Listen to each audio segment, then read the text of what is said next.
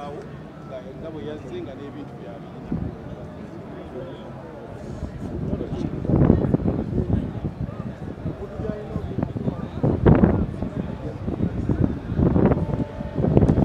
Tugenda okusamba emipiira gyaffe egy'okugezesa ekisaawe kya Hamzi Stadium.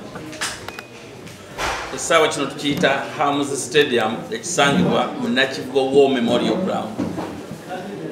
Tetukiyita Nakivubo Stadium or anything. So emipiira gino ku ssaawa 10 zennyini URA ejja kwesamba kitala. Ate ku ssaawa emu Sports Club Villa ejja kwesamba Express. Si mupiira gwokka ebirala ebijja okukolebwa bingi. Naye twagala era okukozesa omukisa gw'omupiira guno okubaako abantu be tukomyawo mu mupiira gwaffe nti nga tuggulawo ekisaawe ky'e Nakivubo waaliwo ekyafaayo ekyakolebwa. N'ekyo ku lunaku luno tusuubira bwe kinaaba tekikyuseemu abantu b'Express abaludde nga baluddewo okulabako ku w'ekitiibwa Godfrey Kirumira bajja mulaba bawubireko era tukoze enteekateeka nti bw'anaaba ayingira ekisaawe ajja kujja ne Haji Mandela wa Sports Club Villa. Abantu banedda baali tebali makambugu era baayombanga n'okulwana baalwananga naye nga tebeekuba bikonde naye kati bamukwano nnyo. Nakyo bajja kujja babawubireko nga Haji Amis Kigunda abakulembeddemu bawubire ku bawagizi b'omupiira Express ne Villa. Olugendo olw'okukomyawo abatannaba kudda mu mupiira lunaaba lutandikiddawo. Naye twagala okusaba abawagizi b'omupiira tuyiga okussa ekitiibwa mu abo abalina ensimbi ze bateeka mu mupiira. Nti bingi bye bakola okusinga ffe ze tuwaayo ku lunaku lw'omupiira gwennyini. Tubasikirize n'okubaagazisa okudda.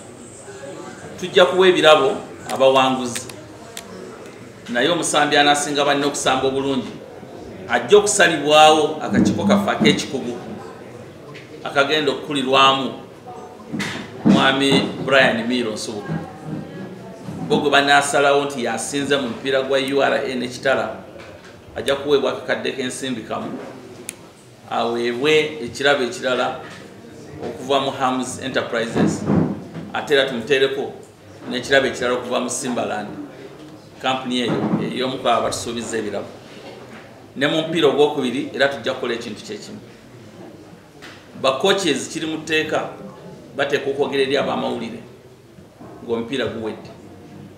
Era coach anaaba takikoze ffe tetujja kukoowa naye tujja kugenda bugenzi eri ku nsimbi ze zaawangudde nga tutemayo okumubonereza. Nakyo tubasabye bajjumbire tetwandyagadde ssente zokuba twazibawadde zaabwe naye twagala bajje boogere eri ab'amawulire ku bintu bino kuba ne ttiimu zino bbiri zigenda mu continental competitions. Kyo kitegeeza ziteekwa okwemanyiiza embeera eyo gye bajja okusanga eri. Abawagizi bateekwa okuba n'empisa. Temumenya ntebe za kisaawe. Ne bw'oba osanyuse ne bw'oba onyiize nga ttiimu yo bagikubye buli kyosanze mu kisaawe kikuumenga kirungi. Kabibeere ebikozesebwa mu by'obuyonjo toilets n'ebirala byonna tubikozese nga tuli babuvunaanyizibwa. Engeri gye birimu n'okulya emmere tosiiga mmere ku bisenge. Tubeere nga buli kintu tukisanze era tukirese nga bwe twakisanze. Omuwanguzi era ajja kutwala miliyoni ze 10 nga bwe twagamba mu buli mupiira n'owokubiri ajja kutwala miliyoni ze 5. Tujja kuba n'emidaali gye tujja okugaba 37 eri buli ttiimu eneetaba mu mpaka zino yadde zijja kwawuka emidaali gijja kwawuka mu kkala buli mupiira. Ate tusabye nti technical benches zaffe abagenda ozituulako bateekwa okuba nga balina bench permits ezaabaweebwa FUFA. N'omusambi agenda okusamba omupiira guno ateekwa okuba alina license ya FUFA eya sizoni eno gye tukomekkereza. Komiti njogedde nti komiti weera ejja kukulirwamu mwami Brian Miro Nsubuga ne banna abalala. Tetwagala abalala kubasambuza kubanga muyinza okubakola kutinga abamu ku mmwe mulina abasambi be mutunda mwagala bamulonde nga man of the match kati abalala tubeesigalizza. FUFA buli kintu kye bayita omupiira mu ggwanga kikolebwa FUFA era y'ensonga lwaki executive ya FUFA yansindika wano ate ne okukwanaganya federation na wano ate ne management ya wano nennondo okubeera project coordinator w'okugulawo era nyambeko okukwataganya.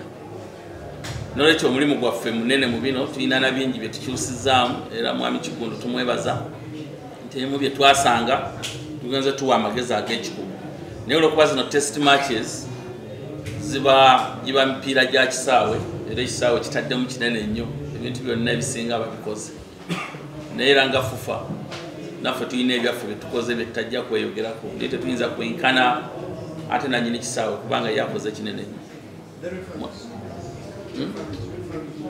Barifali abagenda okulamula omupiira guno,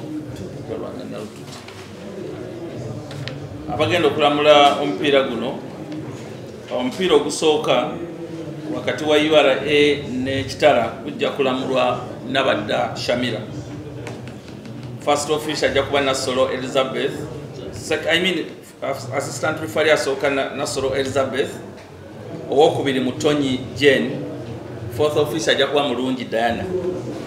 Nsubuga Brian Miro ye referee assessor, general coordinator ajja kubeera Kawesa Anda. Omupiira ogwokubiri Sports Club Villain Express, Ali Sabira yajja okubeera wakati. Musisi Branson ye muyambi wa sooka, Katerega Ashraf ye wokubiri, Kasaire Lucky ye fourth official, Rwamuyamba Rose ye referee assessor, Nsereko Hamza yajja okubeera general coordinator. And every single detail is communicated to CAF. And it's the reason why we have even picked referees that are up that task. Because the test match means a lot. It lays the ground for the future. You remember when we played the test match in Nambole, 2 weeks later, the clearance was given. So we shall submit everything. The security officers like Dixon Okello who are going to be here, these are CAF people. They will still have to oversee the security and advise accordingly, and the reports will be forwarded to CAF. But our biggest interest as Hams Stadium is to open up the facility of the public. As I talk now, we have received communication from about 5 of Ugandan clubs that want to come and play here. 5 of them, including those that we thought have homes. When they look at this, they want to come to a better home. So those negotiations will continue. Thank you very much. Era tutaddewo embeera tetwasoose netulaba nti enkambi zonna ezibadde zeesigamwamu abamenyaamenya amateeka ezo twazigyewo. N'ekirala abamenyi b'amateeka babadde arawundi bonna abalala twabakutte ne babeera arrest. Ebinaddirira tujja kutunula mu nsonga zaabwe nga kino kiwedde. Kati nga tukakasa abantu security around Ham Stadium Stroke Nakivubo eri taiti era omumenyi w'amateeka yenna alina ekirowoozo tagezaako n'asalimbirawo kubanga nabo bwe mba njogera bakakasa ayogera kyayogera akimanyi era n'asalimbira Nakivubo wakwatibwa kubanga twayongedde ku mbeera ebaddewo mu kitundu nga bwe mulaba kyeno baali beeyunayo nnyo naye kati nammwe muyitayo ng'abamawulire kirowooza ati mu bitundu mwe tuli mukyabalabamu nnyo nabwekityo tubategeeza yanaagezaako n'asalimbira okumpi n'ewali Ham Stadium Stroke Nakivubo. Ffe tujja kukola gwe tuteekwa okukola ng'abakulembeze era omulimu gwaffe kukwata buli amenya amateeka ne tumukwasa poliisi. Amannya gange Chairman Lukwago Saadi nga bulijjo.